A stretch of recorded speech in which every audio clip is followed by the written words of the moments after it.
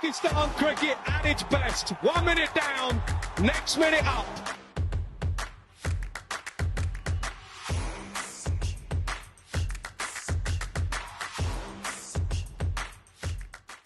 Thanks very much, everybody, for joining me once again. Sadly, bringing you another exclusive interview for PakPassion. Delighted to be joined once again by a dear friend of PakPassion, somebody who we've known for many years, who has provided us with some wonderful insight on international cricket, particularly West Indies cricket. He's a journalist, a radio commentator, television commentator, and I say he's the voice of Caribbean cricket. And he's the fountain of all knowledge when it comes to the West Indies and, as I say, Caribbean cricket. One and only Fazeer Mohamed. Fazeer, great to be joined by you. Good to be on the program once again, Saj. Well, Fazeer, it's T20 World Cup time once again. A tournament that brings a lot of excitement. A big buzz is already building because the tournament's only a few days away. Excited about the tournament, or is it one of those tournaments that happens too often? I'm glad you raised that point, Saj, because when you really think about it, let's compare it to the Football World Cup. Think about the excitement being generated, not just in the UK where you are based, and England and Scotland, of course, but just worldwide, to the premier football tournament every 4 years. There's a sense of anticipation. When it comes to the T20 World Cup, or the World T20 as it was known initially, you don't get that same sense of global excitement. Yes, there is for those who love the game, who love the T20 game, and especially on the subcontinent, there's a real passion for the game. It happens every 2 years, and also because cricket is probably the only major sport where there are so many variations. You've got 50 over a side, you've got 20 over a side, you've got the test match cricket. So it's almost a world championship every year. And then you've got the women's versions as well. So it tends to dilute the sense of anticipation compared to the Football World Cup as an example. But you're right. There is excitement. It is T20. T20 naturally excites the fans because it's usually high scoring, sixes and fours, thrilling finishes. But I think the fact that it isn't held every 4 years, and the fact that there are so many other World Cups sort of dilutes from the sense of anticipation that you would normally expect for a World Cup competition per se. The tournament hasn't even started yet, Fazeer, and there's already controversy. Let's speak about Bangladesh first. They've decided to pull out of the tournament and have been replaced by Scotland, of course. Bangladesh's reasons being that they weren't allowed to play their matches outside of India, and they wanted to do that because of security reasons. What do you think about the Bangladesh Cricket Board's handling of this and the ICC's response to it? Let's start with Bangladesh because, of course, and you can correct me if I'm wrong, I think this was triggered by the removal of Mustafizur Rahman from his IPL contract that the BCCI instructed KKR to remove him, and that had to do with political tensions between India and Bangladesh, and then that triggered Bangladesh's reaction. I was actually surprised, and I have to say pleasantly surprised, that Bangladesh held their ground, stood their ground, and said they were not going to play in India and wanted their matches shifted to Sri Lanka or another venue. And of course, there's precedent for this, and this is where, and in relation to how the ICC would have handled it, this shows us the hypocrisy in the international game, where basically India in the Champions Trophy last year, which is a glaring example, played all their matches outside of the host country, and even the final was played in Dubai.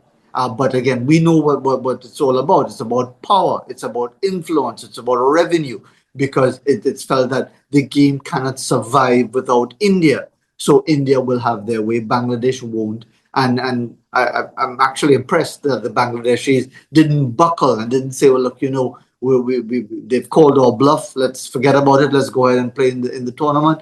They stood their ground. It's unfortunate for them and their hundreds of millions of fans that they're out of the tournament. But I actually admire the fact that they were standing their ground.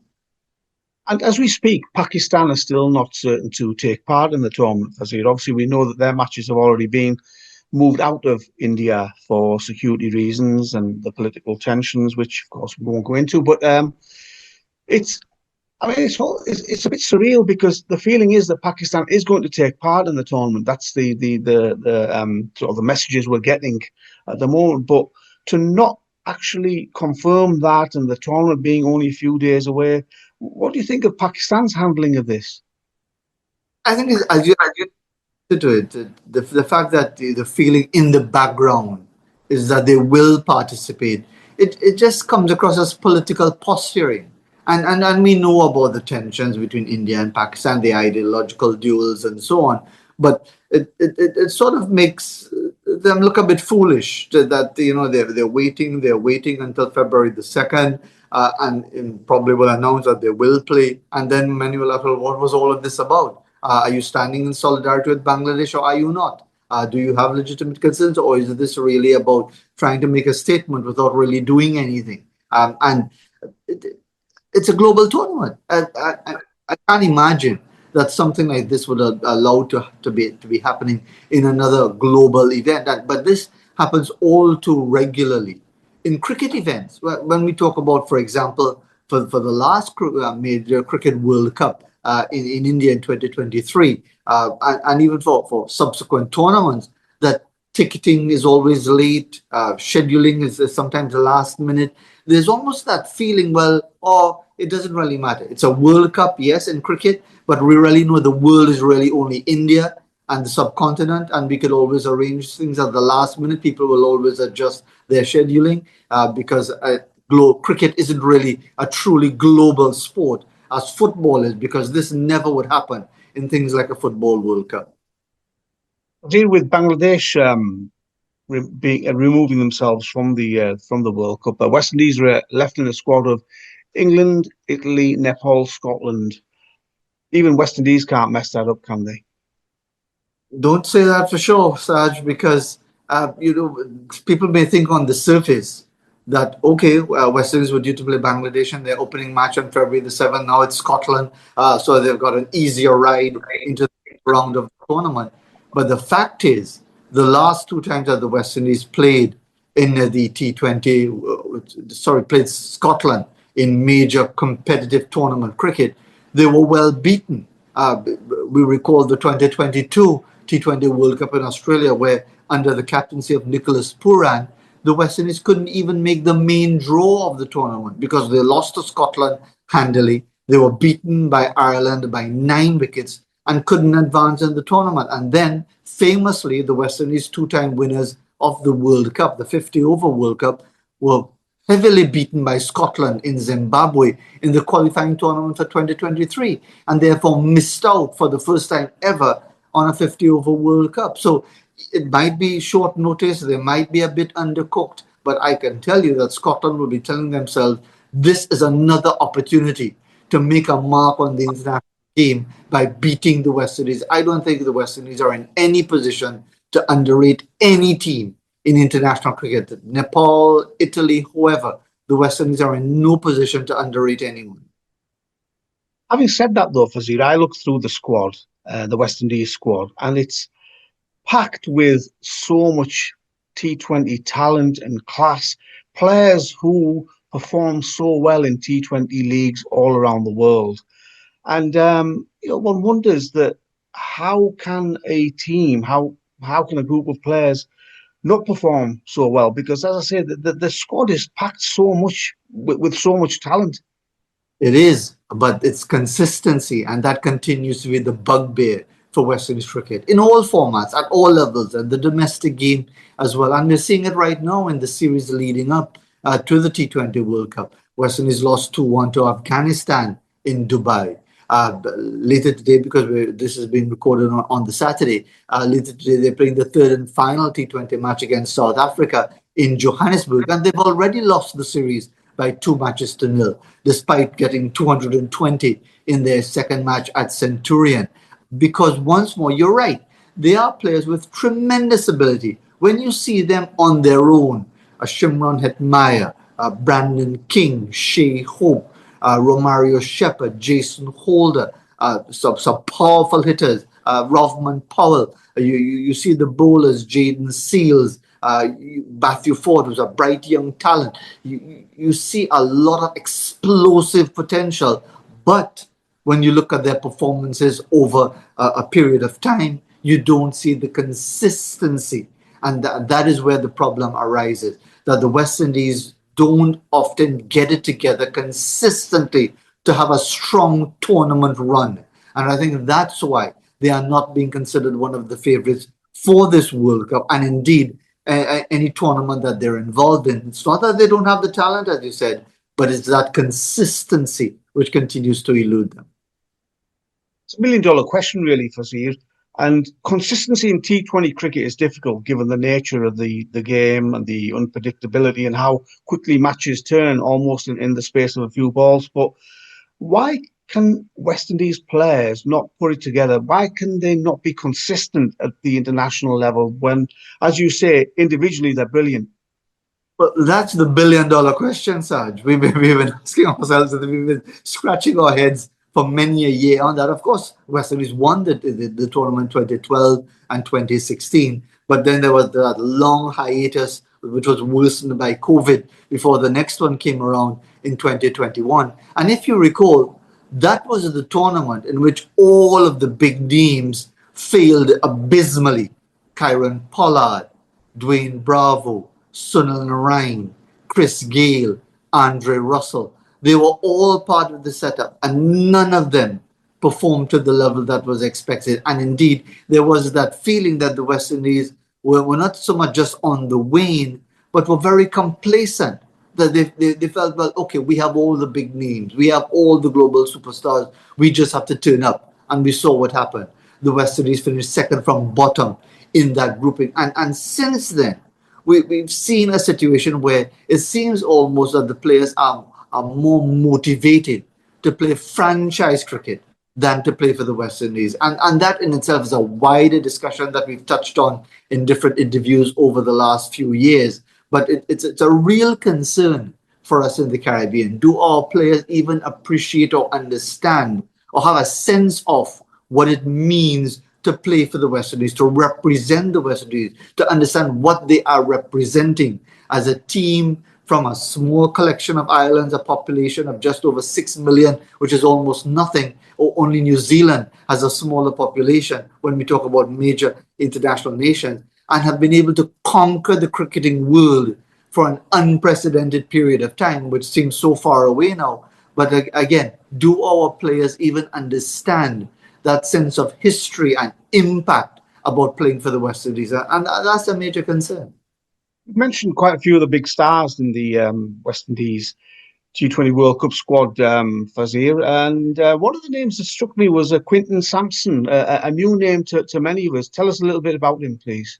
Yeah, he might come across as a bolt out of the blue for those who don't really follow Caribbean cricket very closely.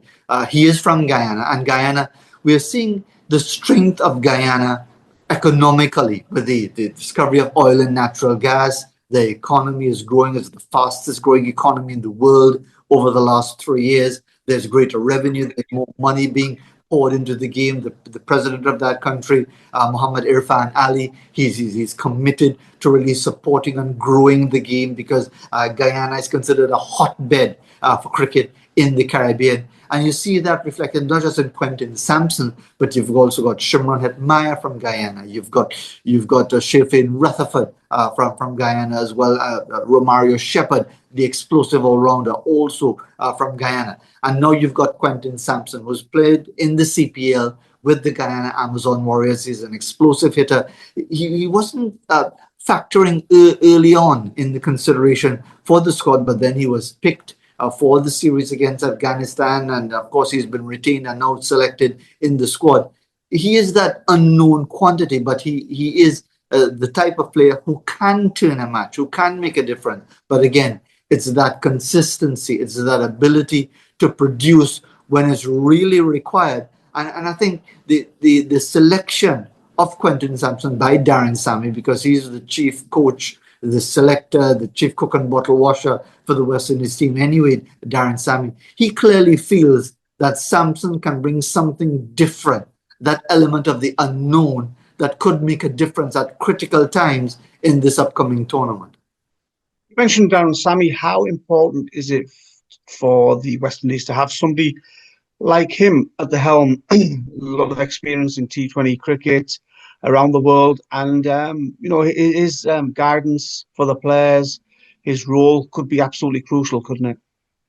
It could be, but I think right now there's a really ongoing discussion as to whether or not Cricket West Indies have got it right by having one man as the supremo of West Indies cricket, because previously there would have been a selection panel of 3 persons. Right now, he is the man who picks the team. He is the head coach, and it's felt that nothing is wrong with having influence as a head coach, but he has too much influence, and that too much of the decision making resting on one person without a different view and maybe one or two. Of course, you can have too many people involved in the decision making process, but it's felt that it's too much about what Darren Sammy wants, and the results aren't actually bearing out his choices, and that is where the pressure is being created. There's a lot of pressure on him right now as to whether or not the West Indies, especially after the humiliation of 27 all out in the test match in Jamaica last July